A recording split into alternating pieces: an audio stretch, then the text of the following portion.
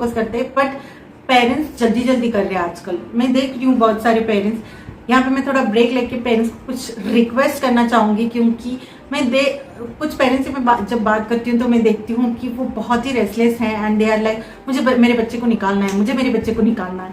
पता नहीं कहाँ से निकालना चाहते हैं, पर ये डायलॉग बहुत पेरेंट्स यूज करते हैं, ये गोल निकालना है, वो गोल निकालना है, क्योंकि उनके दिमाग में बैठ गया कि 5 साल के अंदर ब्रेन डेवलप होता है एंड उसके अंदर ही हमें कुछ करना पड़ता है।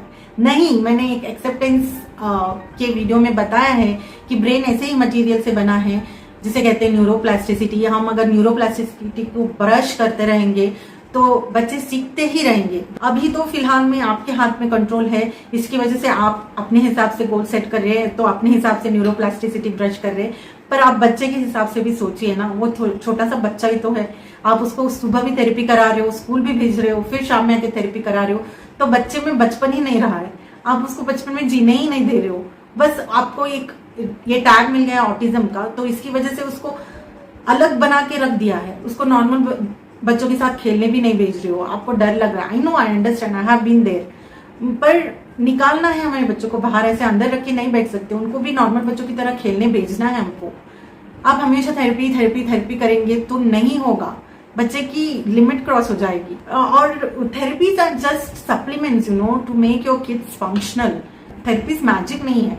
अगर मैंने अभी लक्ष्य को थेरेपी से निकाला है तो उसको स्कूल में डाला है, वो भी स्पेशल स्कूल में डाला है, क्योंकि वहां पे उसकी जो थेरेपी है यहाँ हुई है वो कंटिन्यू होंगी वहां पे। It is not like that he is आपका बच्चा निकल गया, अब नहीं निकला है, वो निकल के स्कूल में है। नॉर्मल स्कूल नॉर्मल बनाना है। आप समझ ही नहीं रहे अपने बच्चे के ब्रेन को।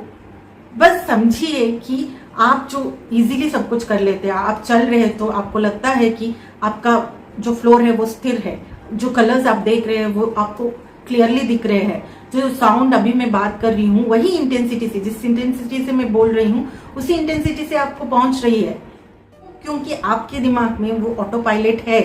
तो इसी की वजह से आप सारे जो नॉर्मल काम है आसानी से कर पा रहे, और आपके बच्चे में वो ऑटो पायलट नहीं है।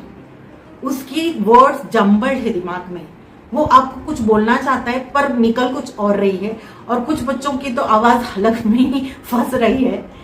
उनके नाक में जो उनकी फैब्रिक का जो स्मेल है वो ऐसे लग रहा है कि किसी ने स्प्रे कर दिया है। उनकी धरती हिल रही है जब वो चल रहे हैं। वो जो कलर से सब मिक्सअप हो रहे हैं, उनको लग रहा है कि धरती आसमान एक हो गए हैं। और जो मैं बात कर रही हूँ उनको लग रहा होगा कि मैं कहीं दूर फोन से बात कर रही हूँ, जहां पे एक ट्रेन गुजर रहा है टनल से।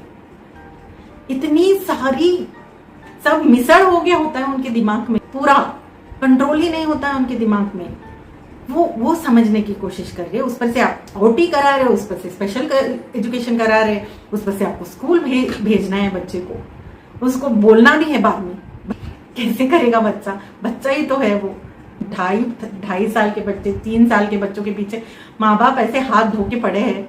हे भगवान, बच्चे के हिसाब से गोल सेट करिए। जो भी है, स्पेशल एजुकेशन हो, ओटी हो, सब बच्चे के हिसाब से करिए। आप पहले असेस करिए अपने बच्चे को कि बच्चा जानता क्या है, नहीं जानता है। स्पेशल एजुकेशन में भी जब हम पहले मैचिंग करते हैं तो जैसे मैंने आपको बोला, एक कार्ड नोन रहता है, एक अननोन रहता है, फिर मैचिंग करते हैं। Known to unknown, slow to fast, ऐसे ही तो होता है। अपने बच्चे को समझिए, उनकी रिक्वायरमेंट्स बहुत ही लिमिटेड होती है।